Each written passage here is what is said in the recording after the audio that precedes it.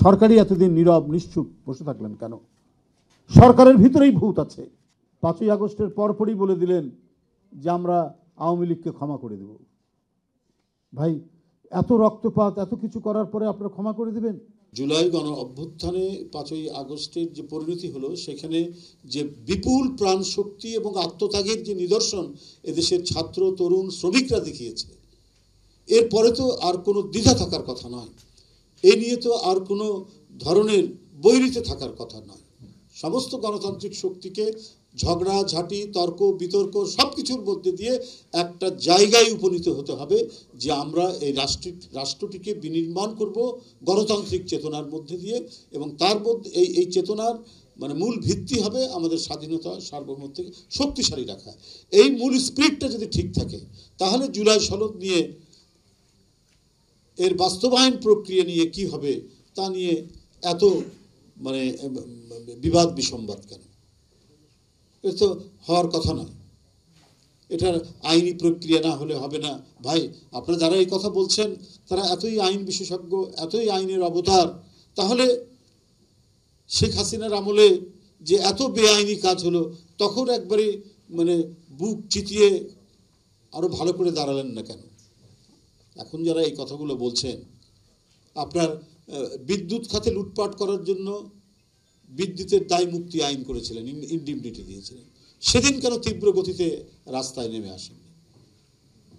Digital নিরাপত্তা আইন, cyber আইন ইত্যাদি আইন, যে কালো আইনগুলো করা হলো, তো এই কালো আইনগুলোর বিরুদ্ধে তীব্রভাবে সেদিন দাঁড়ালেন না কেন?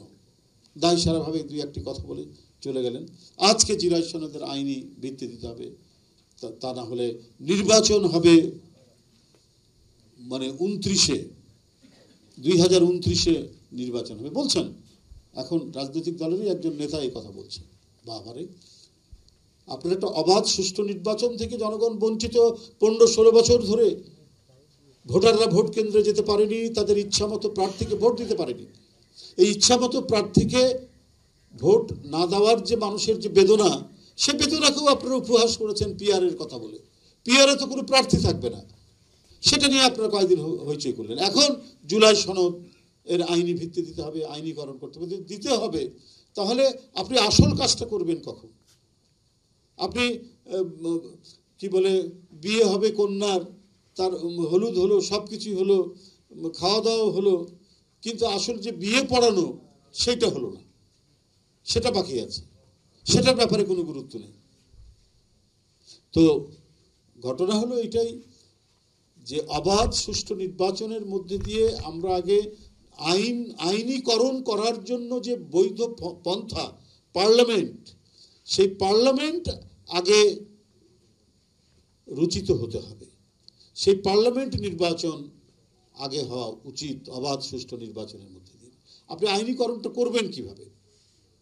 তাও আবার গণভোটের প্রশ্ন আসলো, সবাই রাজিও হলেন। এখন বাস্তবায়ন নিয়ে নভেম্বর না ওই দিন, এটা কেন ভাই? আগাম এটা করতে চাচ্ছেন কেন? মানে সব কিছু মিলিয়ে দেখা যাচ্ছে যে আসল যে উদ্দেশ্য, যেটার জন্য এত সংগ্রাম, এত আত্মদান, এত রক্তপাত, সেটাকে আপনারা পিছিয়ে দিতে চাচ্ছেন। অর্থাৎ অবাধ সুষ্ঠু নির্বাচন, যে আইনি কাঠামো তৈরি করার, যে কোনো একটি আমরা যে নতুন যে আইন করব, তার একটা বৈধতা দেওয়ার জন্য, এবং যারা আইন করার জন্য বৈধ যে প্রতিষ্ঠান, সেটি নির্মাণ না করেই আপনারা যাচ্ছেন অন্য পন্থায়, ঘোরানো ফেরানো পন্থায়। তো যদি দুটো একসাথে হয় তাহলে ক্ষতি কি? আপনারা যেটা আইনি মানে বৈধতা চাচ্ছেন, তো সেটা একই সাথে হলো।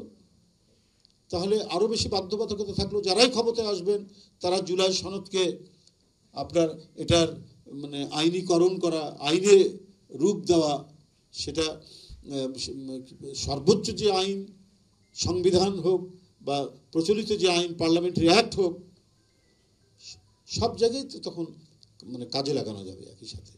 কিন্তু এই বিলম্ব করার কোনো কারণ নেই, এবং এই কারণের জন্য আজকে আমরা দেখছি যে ওত পেতে থাকা স্বৈরাচার, পতিত স্বৈরাচার, ফ্যাসিবাদের উত্থানের আওয়াজ পাচ্ছি আমরা, তাদের গলার আওয়াজ পাচ্ছি।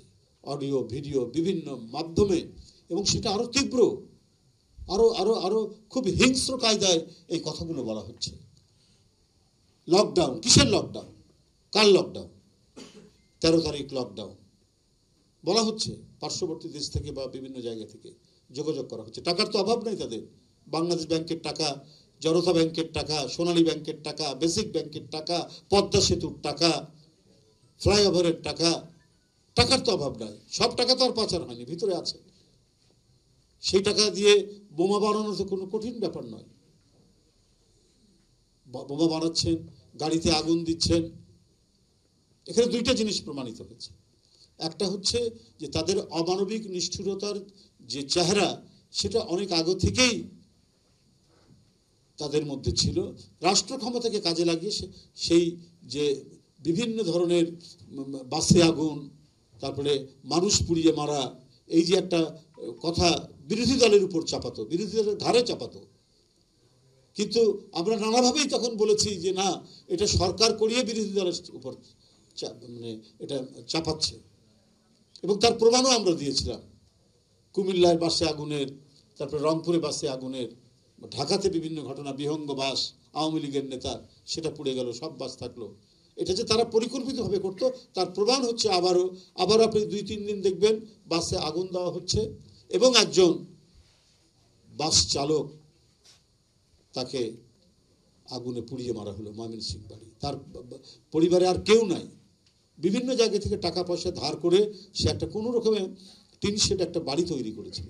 এখন যে টাকা সে লোন নিয়েছে, সেই টাকা পরিশোধ করারও আর কেউ থাকলো না।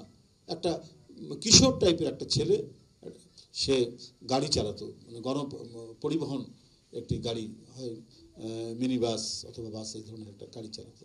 তাকে পুড়িয়ে মেরে দেওয়া হলো, এবং বিভিন্ন জায়গায় এই জিনিসটা করা হচ্ছে। এবং সবচেয়ে ইন্টারেস্টিং ব্যাপার, 2-1টা মিডিয়া এই নিষিদ্ধ ঘোষিত দলের কর্মসূচি ফলাও করে প্রচার করছে। এরা কারা? 2-1টা মিডিয়া, আমি সবার কথা বলবো না, তারা ফলাও করে প্রচার করছেন। এরা আইনের আওতায় আসতে পারে না। আজকে সরকার আছে, অন্তর্বর্তীকালীন সরকার, যে সরকারকে সমস্ত আন্দোলনের শক্তি তাকে সমর্থন করেছে। তো নিষিদ্ধ ঘোষিত অথবা স্থগিত একটি রাজনৈতিক দল, সেই দলের মানব বিধ্বংসী, হিংসাশ্রয়ী, প্রতিহিংসা পরায়ণ, নিষ্ঠুর কর্মসূচির কথা মিডিয়াতে ফলাও করে প্রচার করা হচ্ছে। তো সুতরাং মানে যে নেটওয়ার্ক, চক্রান্তের নেটওয়ার্ক, শুধু ফ্যাসিবাদের সাথেও নয়।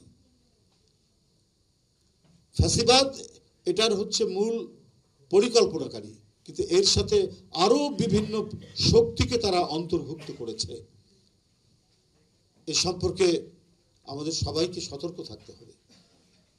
একজন মহিলা, তিনি প্রধানমন্ত্রী হলেন, জোর করে ক্ষমতায় থাকলেন, যে মুগ্ধ, যে পানি চাই, পানি লাগবে বলে চিৎকার করছে, তাকে হত্যা করলেন। তার এই আর্তচিৎকার, তার এই মানে আবেদন তৈরি করা, তার বাণী প্রচারিত হলো, তারপরেও যে নারীর হৃদয় গলে না একজন মহিলা হয়েও। আবু সাইদ বুক চিতিয়ে দাঁড়িয়েছে গুলি বরণ করতে, তার সেই মহিমান্বিত মৃত্যুকেও পরেও যে মহিলার হৃদয় গলে, সেই মহিলার জন্য এবং তাদেরকে পুনর্বাসনের জন্য, তাদেরকে ফিরিয়ে আনার জন্য ভেতর থেকে কারা কারা কাজ করছেন, কারা কারা চেষ্টা চালাচ্ছে। আর সরকারই এতদিন নীরব নিশ্চুপ বসে থাকলেন কেন? সরকারের ভিতরেই ভূত আছে, আমি এটা নিশ্চিত। আমরা বারবার বলেছি, কিন্তু আমরা দেখেছি সরকারের ভেতর থেকেই মানে আসল শত্রুপক্ষকে চিহ্নিত না করে বরং তারা বিএনপির বিরুদ্ধে নানা ধরনের চক্রান্ত ষড়যন্ত্র করে গেছে। আমরা দেখেছি কেউ কেউ, আমি সবার কথা বলবো না, অনেককেই নানা ধরনের বিরূপ মন্তব্য করেছেন, নানাভাবে নাজেহাল করা, হয়রানি করা, অবহেলা করা, এইটা আমরা দেখেছি। এইটা না করে সমস্ত গণতান্ত্রিক শক্তি কমপক্ষে ন্যূনতম কয়েকটি পয়েন্টে একত্রিত হয়ে আমরা যদি অগণতান্ত্রিক শক্তি, স্বাধীনতা বিরোধী শক্তি সবাইকে আমরা প্রতিরোধ করতে পারতাম, তাহলে আমরা এই দেশটিকে একটি সুন্দর জায়গায় উপস্থাপিত করতে পারতাম। আমাদের দেশের উন্নয়ন, উৎপাদন, আমাদের গণতন্ত্রের বিকাশ এবং আমাদের একটি মানে আধুনিক একটি রাষ্ট্রে পরিণত করার আমাদের যে ভাবনা, যেটা 5ই আগস্টের চেতনার মধ্যে দিয়ে বা জুলাই বিপ্লবের মানে চেতনার যেটি তৈরি করেছে, সেটি বাস্তবায়ন অত্যন্ত সহজ হতো। সেটি না করে যার যার ইন্টারেস্ট নিয়ে বিভিন্ন রাজনৈতিক দল তাদের ইন্টারেস্ট নিয়ে কাজ করতে শুরু করে দিলেন। 5ই আগস্টের পরপরই বলে দিলেন যে আমরা আওয়ামী লীগকে ক্ষমা করে দেব। ভাই, এত রক্তপাত, এত কিছু করার পরে আপনারা ক্ষমা করে দেবেন? এই তখন থেকেই বোঝা গেল যে একটা কোথাও গভীর একটা বোঝাপড়া আছে। পার্শ্ববর্তী তাদের সাথে সম্পর্ক উন্নয়ন করবেন, আচ্ছা করতে চান করবেন, কিন্তু তাদেরকে ক্ষমা করে দিবেন কেন? যারা অপরাধ করেছে, আমরা এমনও শুনেছি যে তাদের কোনো অফিসার গুলি করে মাথায় ফিনকি দেওয়া রক্ত না দেখলে পরে তার নাকি ঘুম হতো না। আয়না ঘর থেকে শুরু করে বিভিন্ন যে নির্যাতনের ছবি আমরা প্রতিদিন দেখছি এবং যে কাহিনী, লোমহর্ষক কাহিনীগুলো শুনছি, তাতে অপরাধীদের বিচার হবে না? ক্ষমা করে দিবেন? এই 5ই আগস্টের পরে আমরা সেই ঘটনাগুলো আমরা দেখলাম। করতে করতে কি হলো, যে মূল যে বৈপ্লবিক চেতনা, গণতন্ত্রের বিপ্লব 5ই জুলাই, স্বাধীনতা সার্বভৌমত্ব রক্ষার বিপ্লব হচ্ছে জুলাই, 5ই আগস্ট, মানুষের মত প্রকাশের স্বাধীনতার দিবস হচ্ছে 5ই আগস্ট। সেই চেতনাকে ধীরে ধীরে ম্লান করার প্রচেষ্টা চলছিল এবং এখনো চলছে।